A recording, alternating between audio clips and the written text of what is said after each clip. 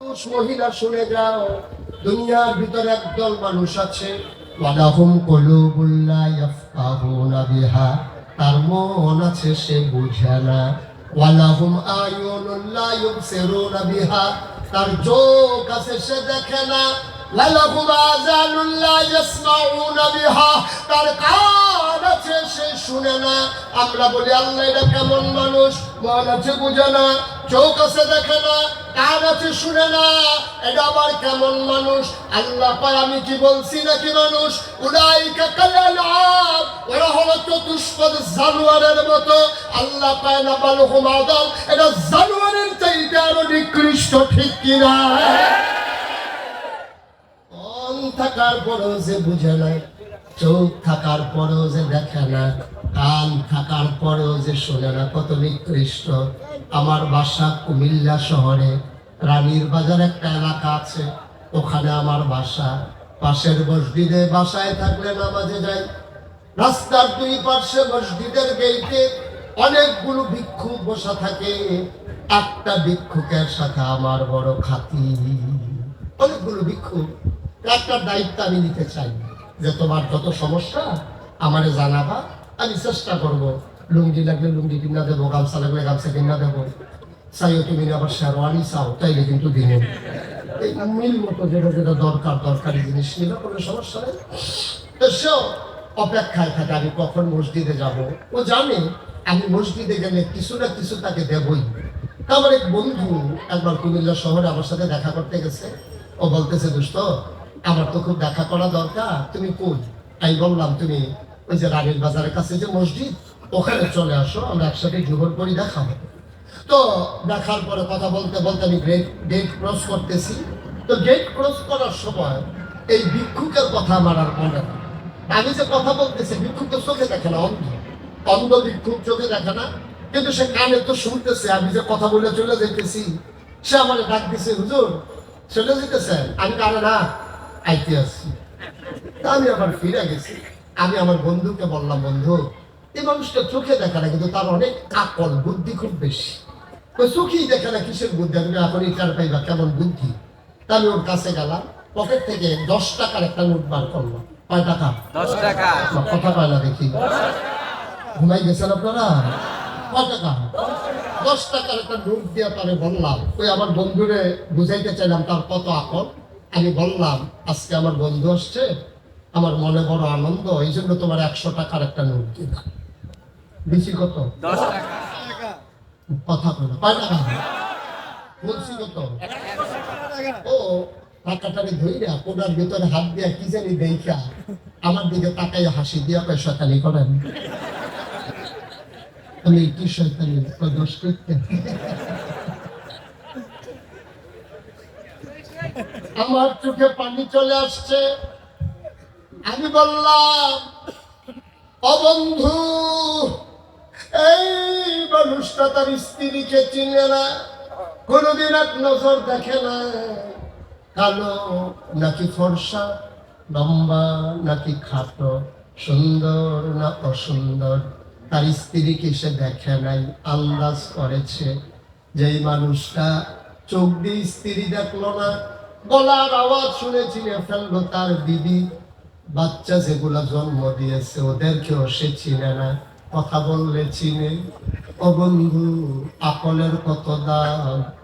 স্ত্রী চিনে না, সন্তান চিনে না, আকল খাটাইয়া ঠিক ঠিক চিনে ফেলছে 10 টাকা, ঠিক কিনা? মানুষটা আল্লাহ তাআলার কাছে অনেক মর্যাদা। আর আকল থাকার পরে যে চিনল না, মন থাকার পরে যে বুঝলো না, চোখ থাকার পরে যে দেখলো না, কান থাকার পরে যে শুনলো না, আল্লাহ উলাইকা কালানাম, ওরা চতুষ্পদ জানোয়ারের মতো। আল্লাহ কয় না, জানোয়ারেরও কিছু বুঝ আছে, বালহুম আদাল, এটা জানোয়ারের চাইতে আরো নিকৃষ্ট, ঠিক কিনা? আবার আমরা নবীকে চিনে নেই। আমি জানতে চাইলাম, মাওলা বুঝলাম তোমার ক্ষমতা, তোমার কারিশমা, বুঝলাম তোমার পাওয়ার, তোমার পরিচয় সব জেনে নিলাম। আমার যে বন্ধু নবী দিছ, উনি আমার কি হয়? কেন আমি কি বলি না? ওয়ামা আরসাল ইল্লা রাহমাতাল লিল আলামিন। সুবহানাল্লাহ বলুন।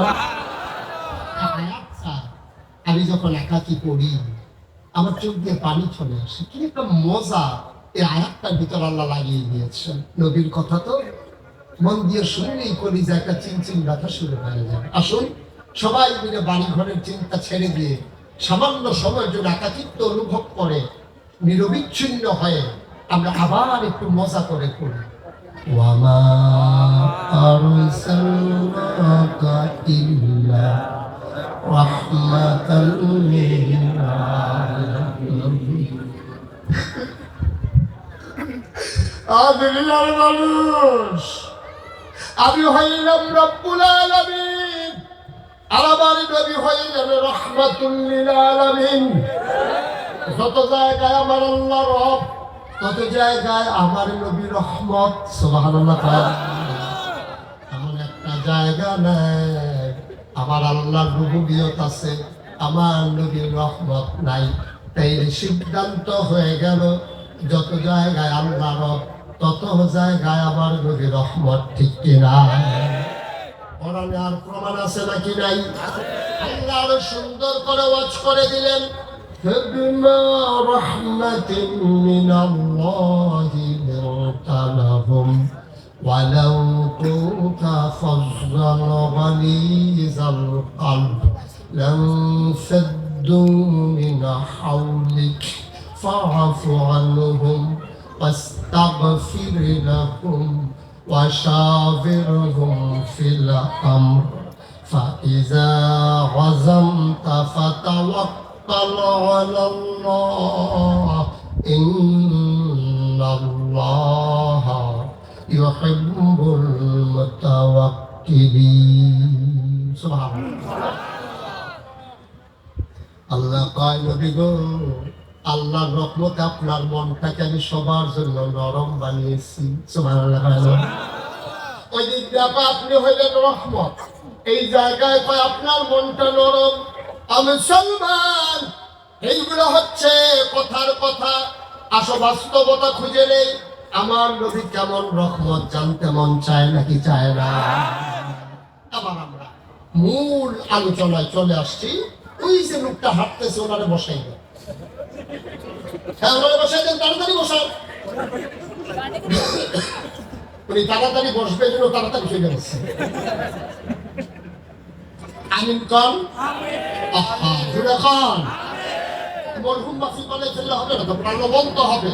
সবাই মিলে একেবারে উচ্ছ্বসিত হয়ে হৃদয় উজাড় করে দিয়ে আমরা এখন আমাদের নবীর কথা শুনবো ইনশাআল্লাহ। প্রস্তুত সবাই? প্রস্তুত? এইখানে আবার কাপাকাপি করে কত আরেকটা মনে করছে ওই এই নমুনা পরীক্ষা দিতে প্রস্তুত সবাই? আমার যা কাপাকাপি করে ওই যে লোক গেছে পরীক্ষার হলে বসে এসে কাঁপতে আছে। ফ্লোর হলো পাক্কা, বেঞ্চ হইলো কাঠে। এখন ফাঁকার ভিতরে বেঞ্চ যখন লড়ে ঠটরি ঠটরি আওয়াজ হইতে আছে। হেডমাস্টার স্যার দৌড়ে আসছে, কিসের আওয়াজ হয়? দৌড়ে আসে দেখে সে বৈশাখ স্যার কাঁপতে আছে। স্যার কাঁপো কেন? স্যার কাঁপি না। তোমার আওয়াজ শুনলে আমি অফিস থেকে এখন পর্যন্ত আসি, তুমি বলতেছো কাঁপো না, তোমার তো গলা শুদ্ধ কাঁপতে আছে। জি না স্যার। তো বুতাম শুদ্ধ কাঁপতে আছে তোমার, তুমি কাঁপো না? জি না স্যার, কাঁপি না স্যার। এখন সে কাঁপা থামানোর জন্য সামনের বেঞ্চের ভিতর হাত দিয়ে বসছে, যে একটু শক্ত করে বসলে হয়তো কাঁপাটা আর হবে না। এখন বসারটাও কাঁপে, ধরারটাও কাঁপে, দুইটা মিল্লা কাঁপতে আছে। স্যার আমি দেখছি তুমি কি শুরু করছো এখানে আইসা? স্যার কাঁপি না স্যার। পারিনি কি কাঁপতে আছে? স্যার কাঁপার কি দেখছেন? কাঁপা শুরু হবে সামান্য একটু পরে। কোন সময় কাঁপা শুরু হইব? স্যার প্রশ্ন রাত দিলে না, দেখবেন কাঁপা কাঁপে। তাহলে আমরা কাফা কাফির দরকার নাই। হ্যাঁ, সবাই একেবারে শক্ত হয়ে বসেন। আমিন কর, জুড়ে কন। এতগুলো লোক আমিন বলে এই আওয়াজ হয়, জুড়ে কন আমিন। এখন নবী যে রহমত, প্রমাণ আছে নাকি নাই? যে বছর নবী দুনিয়াতে তাশরীফ এনেছেন, ওই জমানায় খুব চিকন কথা, কবির মনোযোগের সাথে শুনতে হবে। নবী যে বছর দুনিয়াতে এসেছেন, ওই বছরে ওই জমানায় মক্কার একটা নিয়ম ছিল। নিয়ম হলো সম্ভ্রান্ত বংশাবলী যারা ভুইয়া, চৌধুরী, সরকার, খনকার, পেশকার, স্বর্ণকার, দফাদার, বিভিন্ন বংশ আছে। এরকম বংশাবলী মানুষ যারা, টাকাওয়ালা যারা, ওরা নিজের স্ত্রীর দুধ বাচ্চাদেরকে খাওয়াইতেন না। মায়েরা সন্তানকে দুধ খাওয়াইতেন। মা সন্তানকে দুধ খাওয়াইতেন না। এখন সন্তান খাবি কি? ওই সময় একটা শহর ছিল পাশে মক্কা, তার নাম হলো তায়েফ, যেটা এখন কিয়েভ। তায়েফ শহর থেকে একদল মহিলা আসতো মক্কা। ওই তায়েফের মহিলারা ছিল সুঠাম দেহের অধিকারী এবং তাদের ভাষা ছিল খুব সাবলীল, উচ্চারণ ছিল খুব সুন্দর। তারা আরবিতে খুব পারদর্শী ছিলেন। ওদের ফাসাহাত বালাগাত, ভাষার মাধুর্য, ভাষার অলঙ্কার ছিল অনন্য তৎকালীন জমানা। তো ওই মহিলাগুলো আসতো মক্কা। ওই আসতো মক্কায় আইসা টাকার বিনিময়ে ধনী ধনী বাচ্চাগুলো দিয়া যেত তায়েফে। 2-2.5 বছর দুধ খাওয়াইয়া তারপর আইনা আবার দিয়া যেত মক্কা। এটা একটা চিরাচরিত নিয়ম ছিল। তো যে বছর নবীজি দুনিয়াতে আসলেন, নবীর বংশ ছোট বংশ না বড় বংশ? কম দামি বংশ না দামি বংশ? এখন ওনারা ওই আইনের ভিতরে পড়ে গেছে। নবীর আম্মা আমিনা তিনি বুকের দুধ খাওয়াবেন না। সাময়িক ওই দাইমার আস্তে আস্তে, তায়েফের মহিলারা আস্তে আস্তে যতদিন, তখন মায়েরা বুকের দুধ খাওয়াইতেন, আর তায়েফের মহিলা আসতে দিয়ে দিতেন সুপর্দ করে দুধ খাওয়াইয়া নিয়ে আসে। তো একদল মহিলা ওই জমানায় তায়েফ থেকে রওনা করছে মক্কায়। মনে করেন মগবাজার থেকে রওনা করছে, মৌচাক থেকে রওনা করছে, আসবে শাহজাদপুর। কোথায় আসবে? শাহজাদপুর আসবে। রওনা দিছে কোথেকে? মৌচাক থেকে। কথা বুঝেন নাই? আচ্ছা, বাড্ডা থেকে ধরেন, এত বেশি দূরে দেখে আপনারা কইতেন সাল্লাহ, যে এত দূরে আমরা যাইতে পারবো না হুজুর, আরো কাছে কম। কাছেই কইতে আছি, বাড্ডা।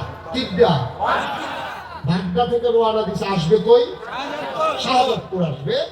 মহিলারা রওনা দিছে তায়েফ থেকে, আসবে মক্কায়। কথা মনে আছে ইনশাআল্লাহ? খুব গভীর ভাবে খেয়াল, কোথেকে রওনা দিছে, কোথায় আসতেছে, এগুলোর নাম টাম খেয়াল। কোথেকে রওনা দিছে? বাড্ডা। আসবে কোথায়? ওই দিক দিয়া তায়েফ, আসবে কই? তাইলে বাড্ডা থেকে রওনা দিছে, আসবে শাহজাদপুর।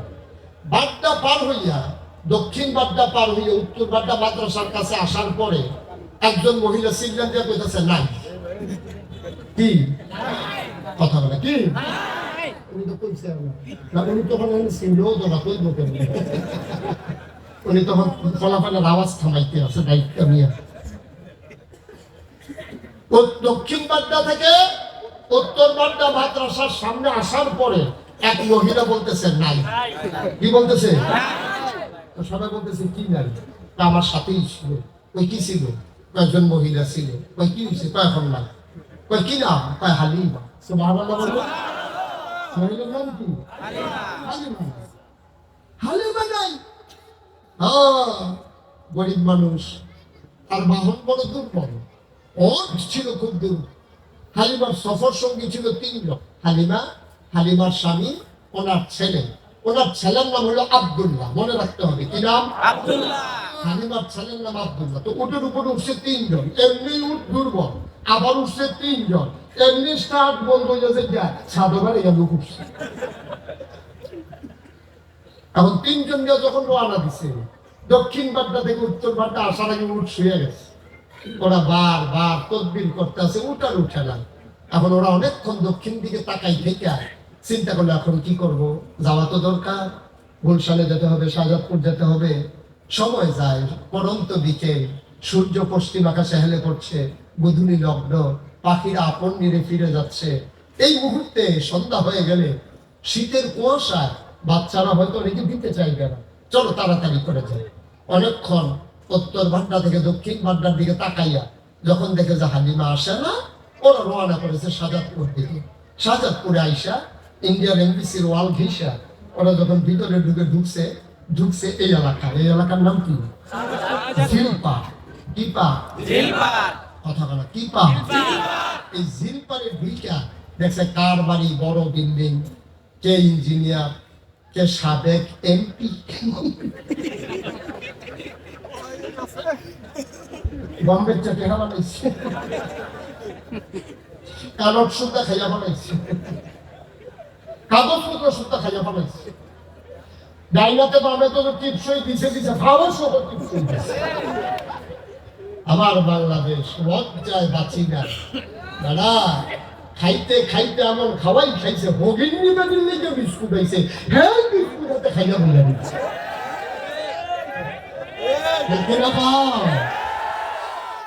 আমরা বেড়া তুলার মালিশও ঘুমাইতাম পারি, দেহার মালিশ দিয়ে ঘুমায়।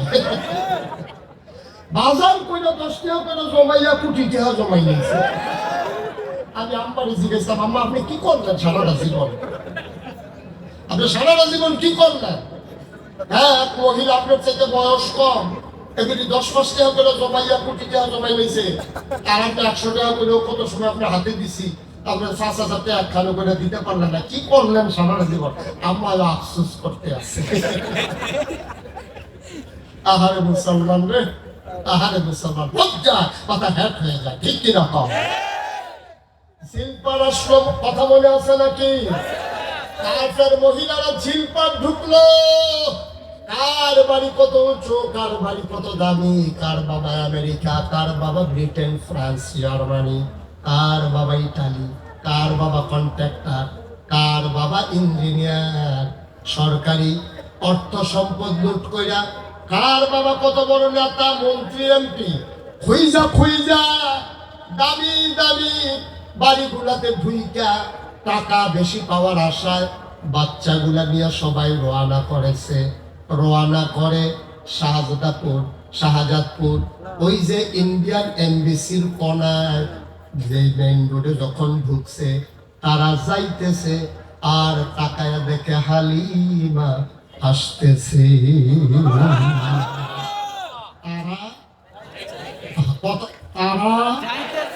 হালিমা ক্রস করছে কোনাটা, এমবিসির কোনা, ইন্ডিয়ান এমবিসির কোনা। তো হালিমা দেখে যে সবার কুলের ভিতরে বাচ্চা ওয়া ওয়া কান্দানা এরকম করতেছে। তা হালিমা কয়, কি গো তোমরা কি বাচ্চা কাচ্চা নিয়ে এসে পড়ছো? মানে তোমার সেটা বসে থাকবো, একটা মাত্রা আমার রূপ নিয়েছ, তুই ধূপ তুলবে ডাউনে রেখে ফিসে ফুটে গেছে। আমরা গিয়ে বাচ্চা কাচ্চা, আর বাচ্চা নাই, সুবহানাল্লাহ বলবেন না? হালিমা কয়, জিল পানিতে আর বাচ্চা নাই। বান্ধবীরা ডাক পাহ, একটা বাচ্চা আছে, তার বাপ নাই, এতিম। এই জন্য আমরা খবরও রই নাই, আমিও নাই, যে এই বাচ্চা নিজেই এতিম, বাপ নাই, টাকা দেবে কোত্থেকে? আমরা আসছি তো 2টা টাকার জন্য, এই জন্য খবরও নেই নাই, সবাই বাচ্চা নিয়ে আসছি। হালিমা কয়, থাক, এই বছর বোধহয় কপালে বাচ্চা নাই, চলেন ফেরত যাই। হালিমার স্বামীর মনটা ছিল নরম, উনি ডাক দিয়া কয়, হালিমা, ও হালিমা, বাচ্চা নিলে নেব না নিলে নাই। যখন এমবিসির কোনায় চলে আসছি, জরুজিল পাঠে একটা ঘোড়া দিয়ে আসি, পছন্দ হইলে নেব, নাইলে না। হালিমা ছিল একটি হিসাব, উনি কৃপণও ছিলেন না, বদমেজাজিও ছিলেন না, তিনি হিসাবই ছিলেন যে আমরা গরিব মানুষ, এত বাড়তি ঝামেলা নিয়ে এ বাচ্চাটা খাওয়াবো থেকে, গরিব মানুষ টাকাই বা পাবো কই? উনি খুব হিসাবী মহিলা ছিলেন। বাংলাদেশে অনেক জায়গায় কিন্তু অনেক খারাপ মহিলা আছে নাকি নাই? অনেক মহিলা আছে খুব অসভ্য, জামাইয়ের সাথে খুব খারাপ আচরণ করে, বিরক্ত করে, ঠিক কিনা কর? আমার কামাই কম কেন, এই জন্য জামাইকে সব সময় রুটি শাকার যে খোলা আছে এটার উপরে দিয়া রাখে সব সময়, মাঝে মাঝে একটু উল্টাইয়া পাল্টাইয়া দেয়, ওনার 2 সাইড মাসাল্লাহ পোড়া শেষ হচ্ছে। আছে নাকি নাই? আপনাদের এলাকায় বোধহয় নাই, না না নাই। দাউদকান্দি মাহফিলে যখন আমি কইছি যে অনেক এলাকা অনেক মহিলা আছে খুব খারাপ, এক বুড়া বেড়া লাভ দিয়ে ফেলে হুজুর আমরা ঘরেই আছি, আমরা ঘরের কথা বাড়িতে ডালেছেন, হুজুর আর ভিতরে কে কিলা বাসাম কয় বছর ওইয়া দিয়া বইরা যে তাই আমার আংরা বানাই নিয়েছেন। এরকম অসভ্য মহিলা আছে নাকি না? অনেক অসভ্য মহিলা আছে, বাংলাদেশে জায়গা মতোই আছে, ঠিক কিনা কম? বন্ধুরা আমার, ভাইরা আমার, হচ্ছেন এখন হালিমার স্বামী কয়, দরকার চলে যাই, বাচ্চাটা দেখে আসি। হালিমা কয়, দরকার নাই, গরিব মানুষ, টাকা দেবে কোত্থেকে? কয় চলো যাই। আস্তে আস্তে আসতে জিলপার ভোলা মসজিদের সামনে। কোন মসজিদ? তাকাইয়া দেখে আমাদের ইমাম সাহেব সারওয়ার হুসাইন ইয়াকুবি, উনি কই আছে? এমন লাগাইয়া পাইছে ইয়াকুবির একেবারে বাইরে পাইয়া ওনার সামনে কাছে উনি এতক্ষণ পিছিয়ে পড়ে দিচ্ছে, নামাজ চলতেছে কেমনে? অসম্ভব। ওকে, ইমাম নিচে বসে গেলে তো বাংলাদেশ বাড়ির তো চলে যাবে। ইমাম সবসময় ইমাম। ইমাম যদি বসে যায় মাটির উপর নিচে, তাইলে তো আমরা সবাই চলে যাবো মাটির নিচে। সবসময় মনে রাখবেন ইমাম ইমাম। ইমাম হলো বাদশাহ। নামাজের সময় ইমাম আল্লাহু আকবার বললে বাংলাদেশের প্রেসিডেন্ট যেমন মাথা নোয়াইতে বাধ্য হয়, ইমাম যেখানে যেটা বলবে ওই কথা শুনতে বাংলাদেশের মন্ত্রী এমপি প্রেসিডেন্ট বাধ্য। ঠিক না? এটাই হচ্ছে মুসলমানের দেশ। ইমাম কম শিক্ষিত না বেশি শিক্ষিত? কম বেতন পায় না বেশি বেতন পায়? যাচাই করার সময় নেই। ঠিক না? কম ইমাম ইমাম। ইমাম মানে বাদশাহ, ইমাম মানে আদেশদাতা, ইমাম মানে হুকুমদাতা, ইমাম মানে উনি সামনে, সবার সামনে। নামাজে যেমন সামনে, সমাজেও সবার সামনে। ঠিক কিনা বলেন? সবার আগে যে কোনো প্রোগ্রাম ইমামকে আগে দাওয়াত দেবেন, ইমামের অনুমতি নেবেন। হুজুর আমার মেয়ের বিয়ে হবে, আপনি যেদিন থাকতে পারবেন ওই দিনই তারিখ করব, আপনি না থাকলে মেয়ের বিয়ে হবে না। এটা হচ্ছে সম্মান। উনি এমন না যে ঘরে খায় না, উনি ভালো খায়। আমি ঘরে ওনার ঘরে খাচ্ছি তো আমার মজা করেই খায়, কিন্তু দরকার না। আপনি আপনার মর্যাদা দেবেন, উনি রক্ষা করতে পারলো কি পারলো না ওনার বিষয়। ঠিক কিনা বলেন? আপনি ইমামকে সবার সামনে রাখবেন। যতদিন মুসলমানের ইমামকে মর্যাদা দিতে জেনেছে, ততদিন মুসলমানদের দিকে চোখ তুলে তাকানোর কোন কাফের পর্যন্ত সাহস পায় নাই। ঠিক কিনা? ইমামকে আমরা কামলা বানাই ফেলছি। মসজিদের সভাপতি সাহেব বাজার করে বসে বসে আড্ডা মারতে আসে। ইমাম সাহেব দেখা করে হুজুর কিছু মনে করেন না, ব্যাগ একটু বাসায় দিয়া দিবেন। তুমি দাও না, ঠিক কিনা বলো? তুমি ইমামকে দিয়া বাজারের ব্যাগ পাঠাও, তোমার কত বড় কলিজা, দুঃসাহস! তুমি হচ্ছে মসজিদের সভাপতি, মানে হচ্ছে তুমি মসজিদের খাদেম। ঠিক কিনা বলো? আমাদের দেশে এই কাজ করে নাকি করে না?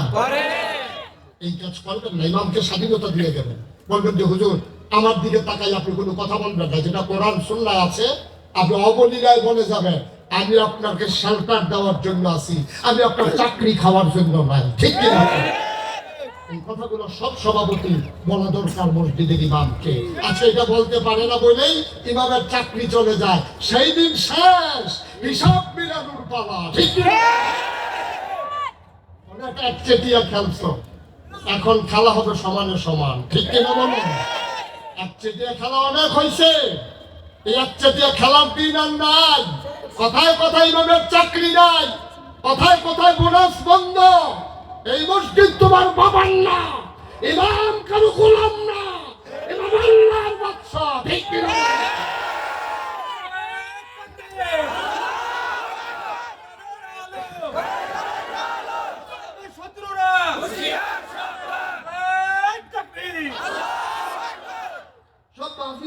দেখি ইমামরে আরে কয় যে ইসলামের শত্রুরা সাবধান, এমনি তো সাবধান, আরো সাবধান করে দিয়া শেষ করে দিচ্ছে। এমনি কত সাবধানের কাজ করে, একটা ফাঁস লাগান লাগবে। হারাকে আপনার মতো আমার মতো ফাঁস লাগায় নাকি? খুব সাবধানেই ফাঁস লাগায়। ঠিক কিনা কম? সুতরাং আর সাবধান করে না, কোনো মাফিলের জন্য এটা না শুনে। খেলারে এমনি হেরা কত শিরন কামলা হইছে, আরো করতে আছে সাবধান। হেরা কয় দাদা আসতে অনেক সাবধান। নাও যদি কষ্ট হইতেছে বোধ না, ছেড়ে দেওয়া দরকার। তো ওই যে হালিমা, কথা মনে আছে তো? হালিমার স্বামী আর ছেলের নাম নাকি? সচেতন শ্রোতা। এখন আইসা দেখা হয়েছে ইয়াকুব হুজুরের সাথে।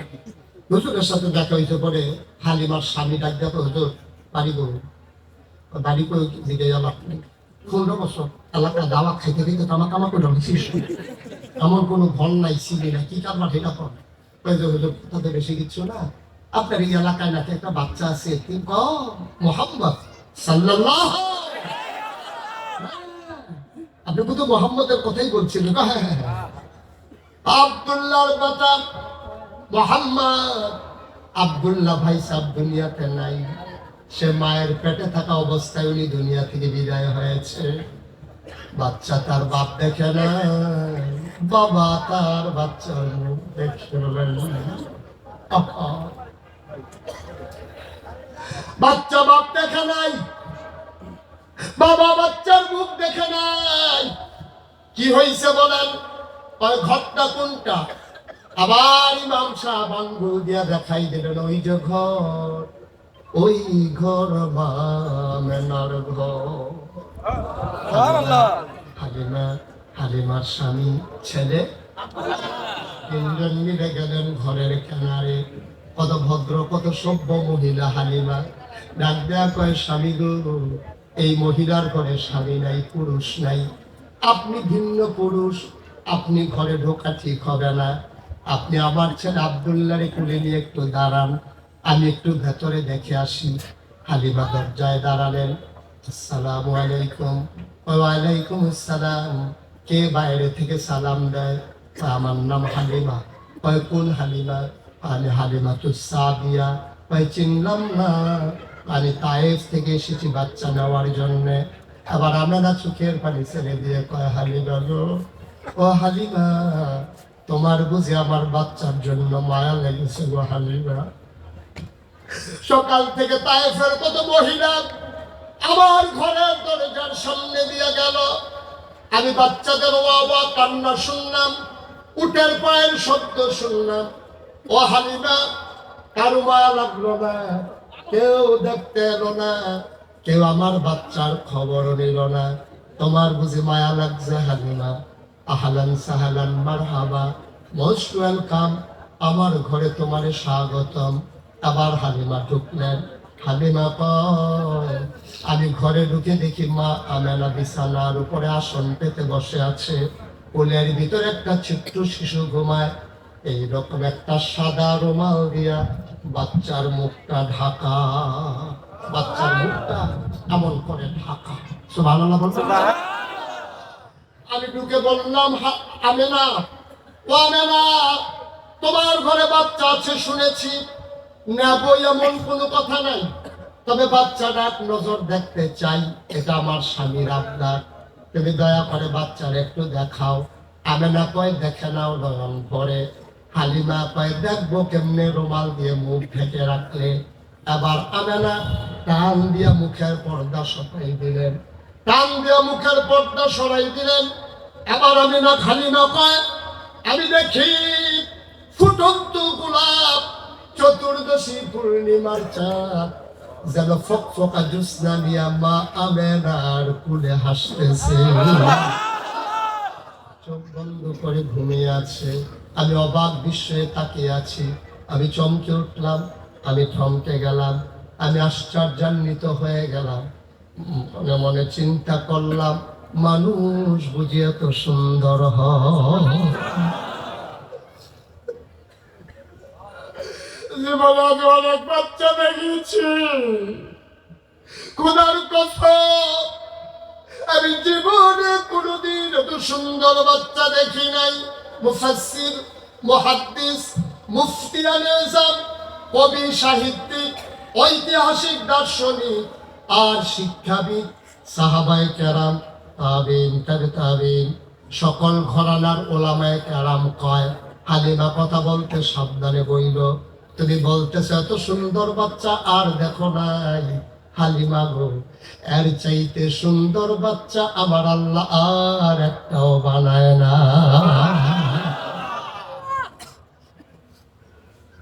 তুমি এর চাইতে সুন্দর বাচ্চা দেখবে কেমনে? আল্লাহ এর চাইতে সুন্দর করে আর কাউকে বানায় নাই। হালিমা লাফ দিয়া ঘরের বাইরে গেলেন, ডাক দেয়া কয়, স্বামী, এই বাচ্চার মা টাকা পারলে দেবে, না পারলে নাই, বাচ্চা ফেলে কিন্তু আমি যাব না, দেখে নাও, কথা বলে নাও। হালিমা আবার ঘরে ঢুকলেন। হালিমা কয়, আমি তাকিয়েছি বাচ্চাটার দিকে, বাচ্চারা চোখ বন্ধ করে ঘুমায়।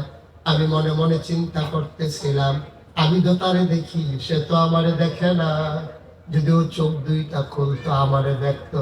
খোদার কসম, আমি কাউকে কিচ্ছু বলি নাই, যেই মাত্র আমি দোয়া করতেছিলাম, যদি একটু চোখ খুলতো, আমি দেখলাম হঠাৎ করে তার চোখের পাতা দুইটা মিটি করে নড়তেছে। আমার মনে হইল চোখের পাতা তো নয়, ফুটন্ত গোলাপি রঙের দুইটা পাপড়ি মৃদু মন্দ বাতাসে যেন দোল খাইতেছে।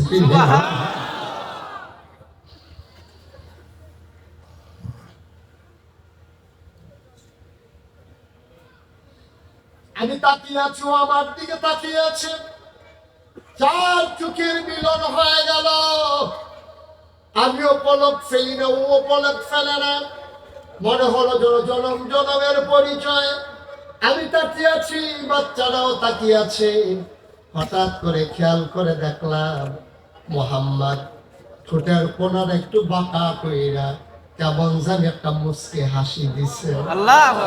আর মনে হইল রে, হাসিটার সাথে সাথে আমার কলিজাটা যেন দুইটা ভাগ হয়ে গেছে। আমি চিৎকার করে বললাম, স্বামী, ও স্বামী, আপনি অনুমতি দেন, এই বাচ্চা ফলাইয়া গেলে আমি বাঁচবো না, আমি হালিমা মরে যাব। সে আমার কলিজা দুইটা ভাগ করে ফেলছে। এটা কেমন বাচ্চা, কি তার চাহনি, কি সুন্দর তার চোখ, কি সুন্দর তার মুখ, কেমন তার জোড়া ভ্রু, কেমন তার নাক, কেমন তার ঠোঁট, কেমন তার মৃদু হাসি। সুবহানাল্লাহ। সব শেষ হয়ে গেছে, উলট পালট হয়ে গেছে। স্বামী আমার, আপনি অনুমতি দেন। হালিমার স্বামী ডাক দেয়া কয়, মন চাইলে নিয়ে যাও। হালিমা গিয়া কয়, আমেনা গো, পারলে টাকা দিও, না পারলে নাই, দয়া করে বাচ্চাটা তুলে দাও। হালিমা, আমেনা, বাচ্চাটা তাড়াতাড়ি তুলে দাও।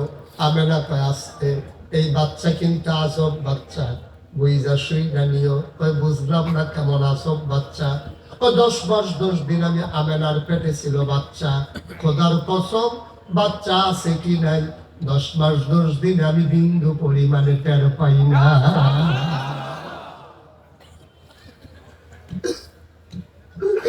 একটা পিঁপড়া কামড় দিলে আমি টের পাই। খোদার কসম, আমার মোহাম্মদ যখন দুনিয়াতে আসে, আমি একটা পিঁপড়ার কামড়ের মতো টের পাই না।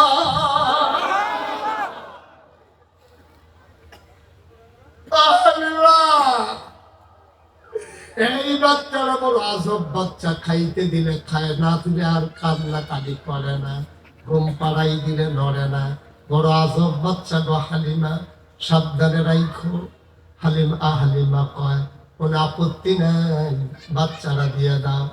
হালিমা, আরো কথা আছে, এই বাচ্চারা সাংঘাতিক, কোনোদিন খাবারের জন্য কাঁদবে না, তুমি সময় করে খাওয়ানো লাগবে।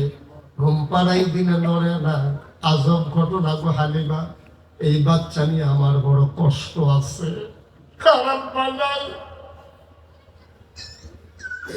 চাঁদের টুকরা আমার সন্তান, আমি কোনোদিন তার একটা কাগজের খেলনাও কিনা দিতে পারি নাই, আমি তার কিচ্ছু কিনা দিতে পারি নাই। আমার বাচ্চারা জীবনে একটা খেলনাও দেখে নাই।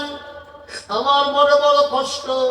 তার আব্বা আব্দুল্লাহ যদি থাকতো, কত সুন্দর খেলনা কিনে আনতো বাচ্চার জন্য। আমি তো কিচ্ছু পারলাম না, আমি তার অসহায় মা। হালিমা বলে বড় কষ্ট। একদিন হাম্মামে ঢুকেছি, ওয়াশরুমে ঢুকেছি, গোসল করব, গায়ে পানি ঢেলে দিয়েছি। পরে ঘুম পাড়াই গেছি, ও তো ঘুমাইলে নড়ে না, গায়ে পানি ঢেলে দিয়েছি। হঠাৎ আওয়াজ শুনলাম কি যেন নড়ে। আমি জানালা ফাঁক করে তাকাইয়া দেখি, যেই মোহাম্মদ কোনোদিন নড়াচড়া করে না, আজকে কেমন যেন সে হাত পা নাড়তেছে, খিলখিল করে হাসতেছে। আমি উপরের দিকে তাকাইয়া দেখি, কি যেন সে ধরতে চায়, কি ধরতে চায়। আমি উপরে তাকাইয়া দেখি, যেই বাচ্চারা আমি মা হইয়া খেলনা কিনা দিতে পারি নাই, তার মাওলা, তার আল্লাহ তারে খেলনার বাকি রাখে নাই। আমি তাকাইয়া দেখি আকাশের চাঁদ আর আকাশের তারাগুলা খেলনা বানাইয়া মোহাম্মদ হাতের নাগালে আল্লাহ পাঠাই দিছে।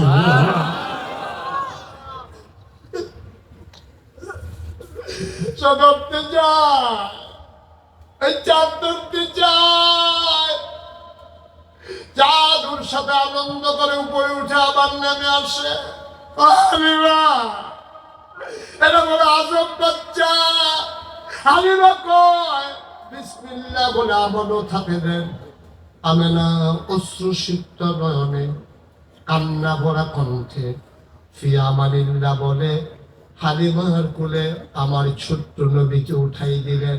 হালিমা কয় আজব আজব আজব, পৃথিবীর মানুষ তোমরা সাক্ষী থাকো। আমি উত্তর বাড্ডা থেকে ওই ইন্ডিয়ান এমবেসির কোনা হয়ে ঝিরপার মসজিদ পর্যন্ত আসতে আমার ছোট বাচ্চাটা মোহাম্মদ বারবার আব্দুল্লাহ, বাচ্চার নাম কি? আমার ছেলে আব্দুল্লাহ বারবার খিদার জ্বালায় আমার বুকে চুষণ দিয়েছে। আমি শুকনা মহিলা ছিলাম, বুকের ভিতরে দুধ ছিল না। কতবার চেয়েছে, একটা ফোঁটা দুধ সে পায় নাই। খোদার কসম, যেই মাত্র মোহাম্মদকে বিসমিল্লাহ বলে কুলে নিলাম, আমি টের পাইলাম আমার শুকনা দুইটা বুক দুধে ভরপুর হয়ে গেছে। আমি আর একটা সেকেন্ড দেরি করলাম না, দৌড় দিয়ে বাইরে গেলাম। আব্দুল্লাহ আব্বাকে বললাম তাড়াতাড়ি উঠে চলেন। আগে ছিলাম আমরা 3 জন, এখন হয়ে গেলাম আমরা 4 জন। দুর্বল উঠ। 4 জন উঠার পরে শক্ত করে ধরে বসলাম। ওট এখন আর হাঁটে না। চিন্তায় পড়ে গেলাম, ওট এমন করে কেন? আমরা সবাই টের পাইলাম ওট এখন আর হাঁটে না, ওট এখন ঘোড়ার মতো দৌড়া। দেখা হয়েছিল ইন্ডিয়ান এমবেসির কোনায়। কিছু দূর যাওয়ার পরে রাস্তা ক্রস করে পূর্ব পার্শ্বে ওরা গিয়েছে। এমন সময় সামনের যারা হালিমার বান্ধবী, ওরা টের পেল পেছনে যেন ঘোড়ার উটার পায়ের শব্দ শোনা যায়। ওরা থমকে উঠলো, চমকে গেল, আশ্চর্যান্বিত হয়ে গেল। পিছনে ফিরে দেখে হালিমার উটটা দৌড়াইতে আছে, ওদেরকে পিছনে ফেলাই আগাই যায়। বান্ধবীরা ডাইকা কয় হালিমা, হালিমা গো মক্কায় গিয়ে উঠ বদলাইছো নাকি? ও হালিমা মক্কায় গিয়া কি উঠ বদলাইছো? হালিমা কয় কে আমার উঠ দেবে? তাইলে কি উঠ আগেরটা? কয় হ আগের উঠ। আগের উঠ তো এমনি দৌড়ানোর কথা না, তুমি আর উঠ এমনি দৌড়ায় কেমনে? হালিমা কান্দে আর কয় আমি জানি না উঠ কেমনে দৌড়ায়। কয় কে জানে? আমার স্বামীও জানে না। জানে কে? আমার ছেলে আব্দুল্লাহ জানে না। কয় তাইলে জানে কে? হালিমা কান্দে আর কয় আমার মনে হয় উঠ কেন দৌড়ায় জানে মক্কার শিশু মুহাম্মদ। ও ঢাকার মানুষ, ও বাংলাদেশের মানুষ, মুশতাক ফয়েজি কোনোদিন তোমাদের কাছে আসে নাই, আর কোনোদিন আসবো কিনা জানি না। মুশতাক ফয়েজি যদি কোনোদিন আর না আসে, কোনোদিন যদি তোমাদেরকে না ডাকে, মনে রাখবা আমি এসেছিলাম, মনে রাখবা কথা কয়টা বলে গেলাম। ভাই কথাগুলো মাইনা মাইনা চইল, একদিন তো মরেই যাবা। মরার পরে মসজিদের মিনারে ঘোষণা আসবে মানুষটা নাই। খাটিয়ায় করে ওই মাঠে নিয়ে তোমার যখন জানাজা হবে, কাফন পড়াইয়া তোমারে দাফন করে দেবে মাটির কবরে। এমন একটা জিন্দেগি কইরা কবরে যাইও, সবাই দেখো মাটির কবর, তুমি যেন কবরে গিয়া দেখো মাটির কবর মাটি নাই, মাটির কবর জান্নাতের টুকরা হয়ে গেছে। আমার একটা জিন্দেগি আমরা চাই নাকি চাই না? চাই।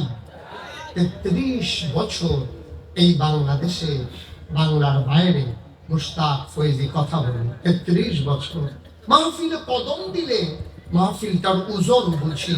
আজকে ঝিলপাড়ের এই মাহফিলে ওয়াজের শুরুতে আমি টের পেয়েছি, আমার মন সাক্ষী দিয়েছে আজকের মাহফিল আমার আল্লাহ কবুল করে নিয়েছে। এই কবুল হওয়া মাহফিলটাতে একজন উঠবো না, একজনও যাব না। তুমি মাহফিলের ওজন বুঝো নাই। মাহফিলের ওজন বুঝেছে এলাকায় কবরে যারা ঘুমায়, ওরা বুঝেছে, তুমি বুঝো নাই। এই কবরের স্থানে যারা ঘুমিয়ে আছেন, আজকে কেউ কবরে নাই। সব মাহফিলের চতুর্দিক দিয়ে এসে দাঁড়িয়ে গেছে রুহানি আলাপ।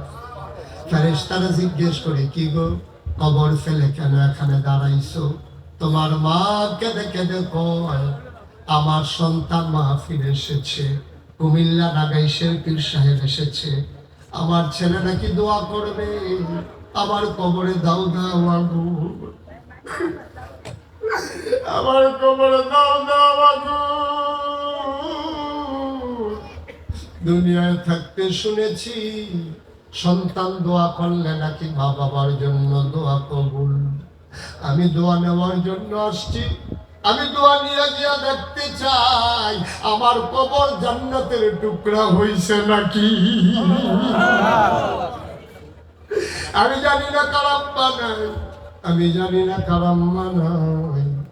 আজকে মায়ের জন্য, বাবার জন্য সবাই মিলে দোয়া করব, আল্লাহ যেন মায়ের বাবার কবর গুলারে জান্নাতের টুকরা বানিয়ে দেয়। পড়ো আমিন।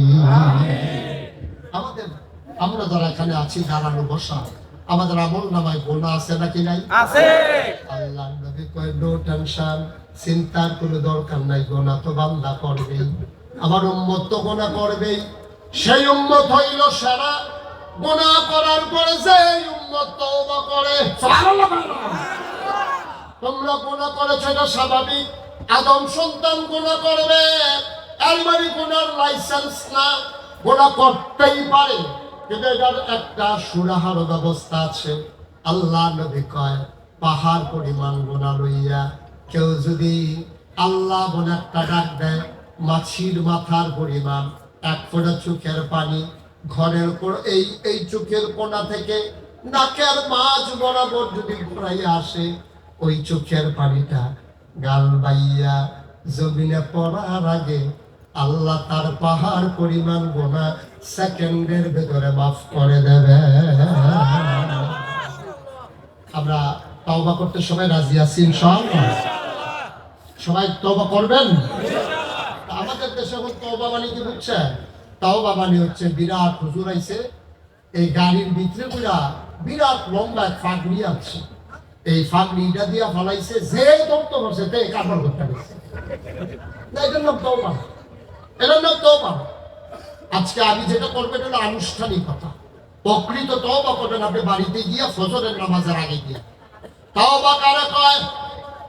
আপনি আস্তে করে ঠান্ডা পানি দিয়ে ওযু করেছেন, 4 রাকাত তাহাজ্জুদ পড়ে আপনি সিজদায় গিয়া মাওলার সাথে কথা বলতেছেন, মাওলা আমি যদি মাথা না উঠাই আমি তো এখানেই শেষ, রব্বে কারীম পাহাড় পরিমাণ গোনা হয়ে গেছে, আমি জীবনে আর গোনা করব না। সুবহানাল্লাহ। এক নম্বরে তওবা মানে হচ্ছে ওয়াদা করা, আমি আর জীবনে গোনা করব না। 2 নম্বরে আমার গোনাগুলো আমি মাফ চাই। 3 নম্বরে আমি যেই গোনা করলাম আমি বড় লজ্জিত, আমি বড় শর্মিন্দা, আমি লজ্জা পেয়েছি, আমি আর গোনা করব না, আমারে মাফ করে দাও। এটার নাম হইল তওবা। ঠিক কিনা? আমরা সবাই মিলে এখন তওবা করবো। যারা বসে আছেন তারা নামাজের মতো করে বসে, আদবের সাথে আমরা বসি। আর উনি যে যাইতে আছে ওনারা কেউ বসাল দিলে, হ্যাঁ যে ভাই তওবা করে যান না, ওনার গোনা নাই নাকি? আহা, এত কইতে আছি তারপরে হাঁটতে আছে, ঠিক আছে, ওনার গোনা নাই, উনি তওবা করবে কি করতে? একবারে ওনার তো গোনাও নাই, তওবার দরকার নেই। আহা, আপনি ইচ্ছে করলে এই সুযোগটা পাবেন ভাই। কে দেবে আপনার এই সুযোগ? কে আপনারা ডাইকা ডাইকা তওবা করাবে? কেউ আপনি বুঝছেন না, বুঝছেন নাই? সবাই মিলে আমরা তওবা করি, সবাই আমার সাথে পড়ে, আউযু বিল্লাহি মিনাশ শাইতানির রাজিম, বিসমিল্লাহির রহমানির রহিম, আস্তাগফিরুল্লাহ, আমরা তওবা করতেছি কার কাছে? আল্লাহ তাআলার কাছে। শুধু খুশির জন্য না, আল্লাহর কাছে চাইতেছি। আমি আপনারা দেখেছেন পোস্টার হ্যান্ডবিলে আমার নামের সাথে মুশতাক ফয়েজি পীর সাহেব দুইটা শব্দ লেখা আছে না? আমি পীর সাহেব হতে চাই না, কারণ বাংলাদেশে পীর সাহেব দেখতে দেখতে আমি অতিষ্ঠ। আমি বাংলাদেশে এমন অনেক ফিট দেখছি, আমি মনে করছি 15-20 জন, পরে উনি একজন, মানে এমন ভাবে বইছে পুরাটা আফগানি খাত লইয়া 2-3 কাঠা জায়গা লইয়া রুমটার ভিতরে উনি ঢুকলে আর শ্বাস আলানের জায়গা নাই। এই বিরাট এক ফ্যাট ফুট লইয়া বইয়া রয়েছে, উনি হলো ফিসাব। এইরকম ফিসাব দেখছি, দেখে আমি অতিষ্ঠ।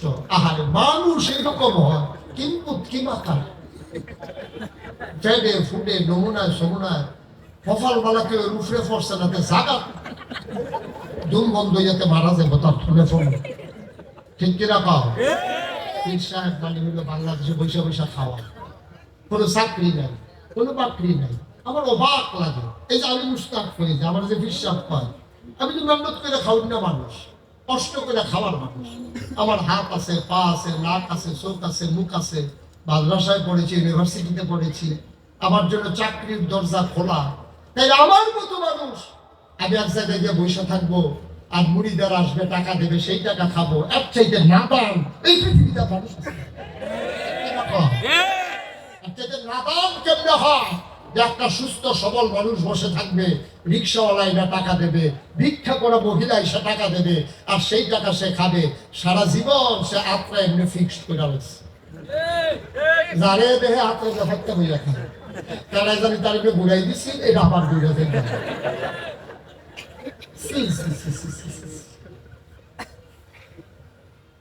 আল্লাহ তোমারে শক্তি সামর্থ্য মেহনত করো, পরিশ্রম করে খাও।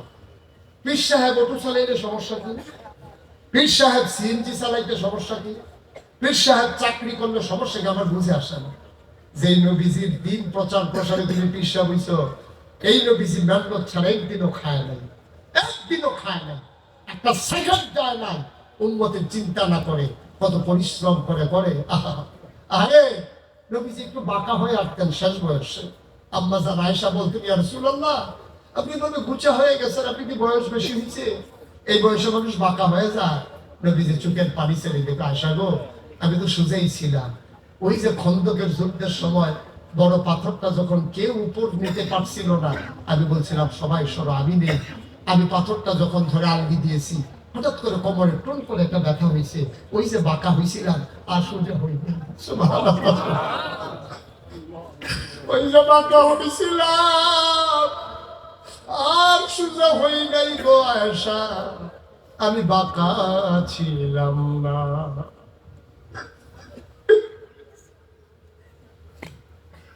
এই নবীর উম্মত তুমি, এই নবীর ওয়ারিস তুমি, তুমি নবীর দিন প্রচার প্রসার করতে চাও, পীরের নাম দিয়ে তুমি রিক্সাওয়ালার টাকা খাও, তুমি পীর নামের কলঙ্ক। ঠিক কিনা? পারলে রিক্সাওয়ালারে দাও, ভিক্ষা করা মহিলারে দাও, করুণায় তুমি সাহায্যের হাত বাড়াও, বন্যার সময় মানুষের দরজায় যাও। এইটাই হলো নবীর সুন্নাত তরিকা, এইটাই হলো পীরের ভূমিকা। কিন্তু বাংলাদেশে এই সময় এইরকম পীর সাহেবের বড় অভাব। ঠিক কিনা? মুরিদরা খালি কয় দুনিয়া ছাড়ো, দুনিয়া ছাড়ো, বাবা দুনিয়া ছাড়ো। সব মুরিদরা দুনিয়া ছাড়াইতে আছে, আর উনি দুনিয়া ধরে হাঞ্জা দিয়া ধরছে। কষ্ট না। মুস্তাক ফয়েজি পীর সাহেব, আমার দাদা ফুরফুরার সিলসিলার বড় একজন পীর ছিলেন। আমার আব্বা ইন্তেকাল করেছেন 85 সালে, দাদা ইন্তেকাল করেছেন 98 সালে। আব্বা অনেক আগে ইন্তেকাল করেছেন, দাদার হাতে মানুষ হয়েছে। দাদা একদিন খবর দিল, আমি তখন করে ঢাকাতে পড়ি, দাদা খবর দিয়ে বাড়িতে নিলেন, দেখলাম বাড়ি ভর্তি অনেক মেহমান, অনেক লোক। এই বললাম কি খবর? কয় যে কথা আছে মাগরিবের পর। সবাই বসেছে, পরামর্শ করতেছে যে আমার দাদার ইন্তেকালের পরে এই দরবারের দায়িত্বশীল কে হবে। তখন আমার 3 জন চাচা বেঁচে আছে, আমার বড় ভাই আছে। সবাইকে বলা হলো, সবাই অপারগতা স্বীকার করে। দাদা বললেন আমি কাউকে দেব না, কারণ ওরা আলেম না, এবং কেউ আলেম কিন্তু আমার পছন্দের না। দায়িত্ব পাবে মুশতাক ফয়েজি। আমি হাউমাউ করে কাঁদতে শুরু করলাম। আমি বললাম, আমি কেন, আমি এই বোঝা দিতে পারবো না, আমি ছোট্ট মানুষ, আমার কাঁধে কেন এই বিরাট বোঝা। দাদা আমাকে জড়াইয়া ধরলেন, চোখের পানি দিয়ে আমার পিঠ ভিজিয়ে দিলেন। দাদা আমাকে বললেন, আমি জানি কে পারবে, তুমি পারবা বলেই তোমার উপরে দায়িত্ব। আমার মায়ের কাছে আমাকে নিয়ে গেলেন, বললেন, মুশতাক ফয়েজিকে ইসলামের জন্য তোমার কাছে চাই, তুমি দিয়ে দাও। আমার মাও কাঁদতে কাঁদতে বিদায় দিয়ে দিলেন। দায়িত্ব কাঁধে পড়ে আসলো। আমি বললাম, আমি তো পীর হতে চাই না। আমার দাদা বললো, কেন চাও না? আমি বললাম, আমি বুঝি দায়িত্ব কত বড় দায়িত্ব। আমাকে যদি পীর বানাতে চান, আমাকে একটু জমিন দিতে হবে, একটু জমি আমাকে দিতে হবে। আমার দাদা বললেন, জমি দিয়ে কি করবা? আমিও তো গরিব মানুষ, আমার তো জমিন বেশি নাই, এখন যা আছে এখান থেকে দিতে হবে। দাদা আমাকে 9 শতক জমিন দিলেন। আমি তারপরে দায়িত্ব পাওয়ার পরে জমিন কিনা শুরু করলাম। আমার দরবারে কুমিল্লার যারা মানুষ আছেন অনেকেই জানেন, আমার দরবার এখন 18 একর 1800 শতক জায়গার উপরে আমার কমপ্লেক্স। মারহাবা বলবেন না? 1800 শতক 1800 শতক জায়গার উপর আমার 10টা প্রতিষ্ঠান। কয়টা? 10টা। জেকের আজকারের জন্য একটা খানকা আছে, একটা দাখিল মাদ্রাসা, নুরানি মাদ্রাসা, হাফিজিয়া মাদ্রাসা, ধাতব্য চিকিৎসালয়, গণপাঠাগার, গবেষণাগার, ছাত্রাবাস, ইয়াতিমখানা, মসজিদ। মারহাবা বলবেন না? 10টা প্রতিষ্ঠান, ফ্রি চিকিৎসা কেন্দ্র আছে। আপনি যান, 5 দিন থাকবেন, মনে হবে যেন বাড়িতে আছেন। কেউ আপনাকে বলবে না কবে যাবেন। রান্না হচ্ছে, খাবেন, ঘুমানোর জায়গা আছে, ঘুমাবেন, গোসল করার জায়গা আছে, গোসল করবেন, মসজিদে নামাজ পড়বেন। মোস্ট ওয়েলকাম, আহলান সাহলান মারহাবা। আমার দরবারে সবার জন্য দরজা খোলা, সবাইকে স্বাগত। আমি বন্যার সময় আমি উদার হস্তে দাঁড়িয়ে গেছি মানুষের পাশে। করোনার সময় আমি রিস্ক নিয়ে মানুষের ঘরে ঘরে দরজায় দরজায় পৌঁছে গেছি। যে কোনো ক্রাইসিস পিরিয়ড ওভারকাম করার জন্য আমি চেষ্টা করি মানুষের পাশে দাঁড়ানোর জন্য। কারণ আল্লাহ আমাকে যা দিচ্ছে আলহামদুলিল্লাহ অনেক অনেক নিয়ে কুলাইতে পারবো না। আমি চিন্তা করলাম, আমি তো আর সারা জীবন থাকবো না। 18 একর জায়গার উপরে আমি এতিমখানা করেছি, 5 তালা, 4 তালা হয়ে গেছে, 1 তালা বাকি আছে। চিন্তা করলাম, এত ছাত্র, এলাকার মানুষের মসজিদ করা দরকার। দরবারের মাহফিলে মানুষ আসতে নামাজের জায়গা নাই। আমার দরবারে যারা ইঞ্জিনিয়ার, 10 জনকে নিয়ে আমি একটা টিম করলাম। 10 জন ইঞ্জিনিয়ার মিলে একটা ভিউ দাঁড় করানো, আমার কাছে নিয়ে আসলো। আমি বললাম, এটা কি? মসজিদের ভিউ নিয়ে আসছি। আমি দেখলাম বিরাট বড় মসজিদ। আমি বললাম, এটা কত বড়? কত বড় চিন্তার দরকার নাই, একসাথে নামাজ পড়বে 6000 লোক। আরো আসতে পারবে 5000 লোক। নিচতলায় হাসপাতাল, 19,000 স্কোয়ার ফিট। আপনার শিক্ষিত মানুষ বুঝবেন, 19,000 স্কোয়ার ফিট আমার হাসপাতাল, নিচতলা সবটা মিলিয়ে। সিঁড়ি দিয়ে সংসদ ভবনের মতো ডাইরেক্ট উঠে গেছে দোতলা, 125 ফুট চওড়া সিঁড়ি, সবটা দিয়ে উঠে যাবে দোতলা। দোতলায় 3 তলায় মিলিয়ে মানুষ নামাজ পড়বে 6000। আমার মসজিদে যখন এই ড্রয়িং করা হলো, আমি ইঞ্জিনিয়ারকে জিজ্ঞেস করলাম, এত বড় মসজিদ আঁকছো, করতে কত খরচ হবে? আমার কয়, হুজুর 15 কোটি টাকা। কয় কোটি? 15 কোটি। যেমনি কইছে আমি মনে করছি 15,000। আমি কত কইলা? হুজুর 15 কোটি। আমি বেড়া ডর দেখানোর আর জায়গা পাইছ না। আমি গরিব মানুষ, আমার তুমি আইনা কিছু 15 কোটি টাকার মসজিদ বেড়া। হুজুর টেনশন করে না, এইসব কাজ আটকায় না, নিয়ত করে না।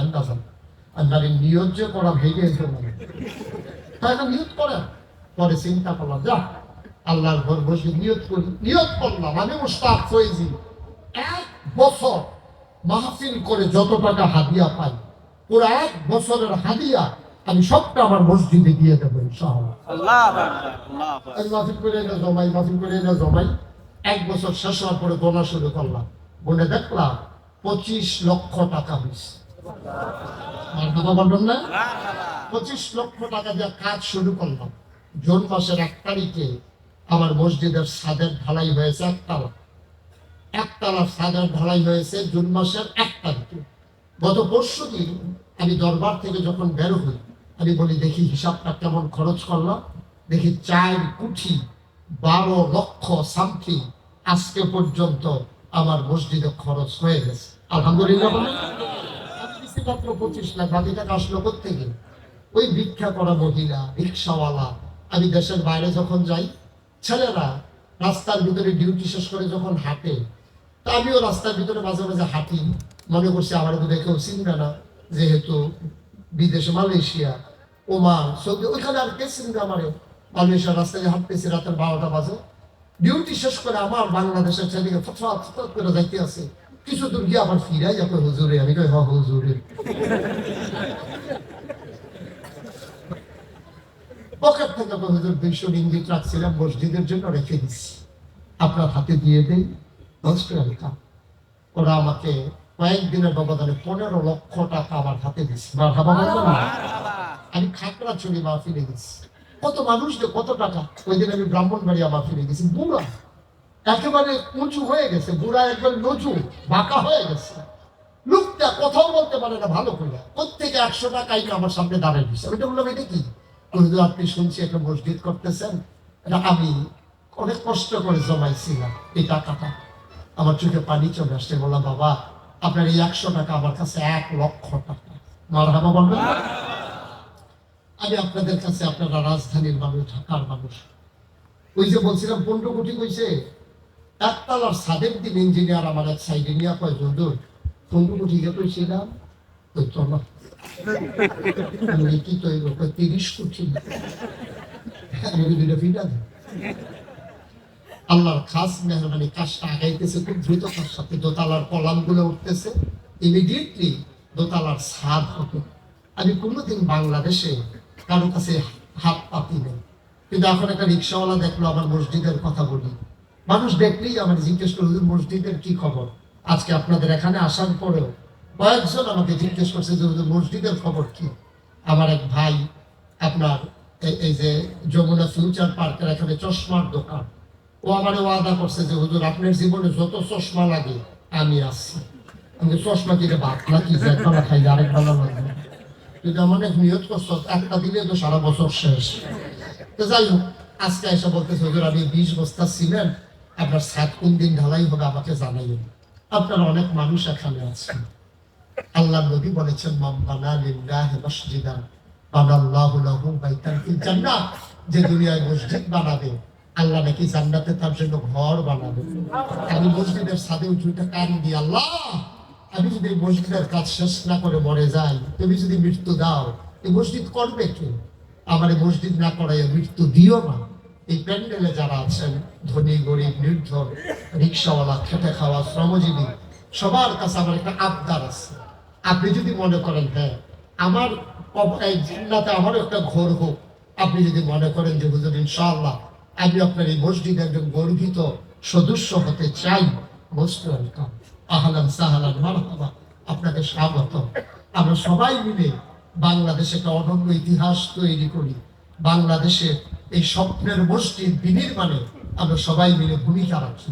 আমরা তওবা করব, যারা পারি আমরা সবাই মিলে শরীক থাকবো। আপনি যদি কেউ মনে করেন যে হুজুর আমি এই 10,000 টাকা দিলাম, আমি 5,000 টাকা দিলাম মসজিদের জন্য, আমাকে দেওয়া লাগবে না, আল্লাহ আমাকে অনেক দিচ্ছে, আলহামদুলিল্লাহ। কেউ দিতে চাইলে আমি প্রাণ ভরে দোয়া করব। আপনি ইচ্ছে করলেই দিতে পারেন, খুশি মনে দিতে পারেন, আল্লাহ আপনাকে ঢেলে দেবে, আপনি নিয়ে কুলাইতে পারবেন না। মসজিদে দিলে কমে না, এটা আল্লাহ নবীর ওয়াদা। মসজিদ বানাইলে আল্লাহ জান্নাতে ঘর বানায়। আমরা কেউ যদি পারি মঞ্চের সামনে যারা পারি, আমার এই মসজিদের জন্য যদি পারেন শরীক থাকেন, আল্লাহ বরকত দেবে ইনশাআল্লাহ। কেউ আছেন যে হুজুর ইনশাআল্লাহ? মাশাআল্লাহ, আমার এক ভাই উনি মাশাআল্লাহ কিছু এক দিয়ে শরীক হয়েছেন। শাহজাহান ভাই, একটা লোক উঠা যাবে না, তাই টাকার দরকার নেই। টাকা দিতে গিয়ে যদি উঠে যাও তাহলে আমার টাকা লাগবে না, আপনি বসেন, এটাই ভালো। আমার এক ভাই 2,000 টাকা দিয়েছেন, তিনজনে। শাহজাহান ভাই, শাহজাহান ভাই কে? শাহজাহান ভাই আমার এক ভাই, উনি 5,000 টাকা দেন, 5,000 টাকা দেবেন শাহজাহান। আপনি যারা মাহফিলের আমাকে যারা ভালোবাসেন, একটু ভিতরে যাওয়া লাগবে, কষ্ট করে একটু ভেতরে যান, যারা ভলান্টিয়ার আছেন